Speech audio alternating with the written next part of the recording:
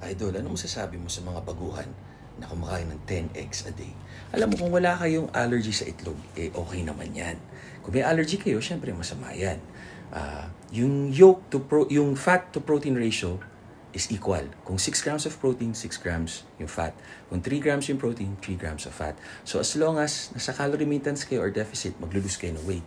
Ngayon, kung gusto nyo namang mag-gain, pag sumobra kayo, calorie surplus, mag-gain kayo ng weight. Essential fats, quality fats, good fats ang nasa egg, sa egg yolk. Tapos sa sa egg white yung protein, naman yan? Essential amino acids, quality protein naman na absorb ng katawan. So, yun naman yun. Okay naman siya, walang masama. Basta do what works for you. Kung di naman okay sa'yo, marami naman ibang protein sources Pwede mo naman hindi i-limit.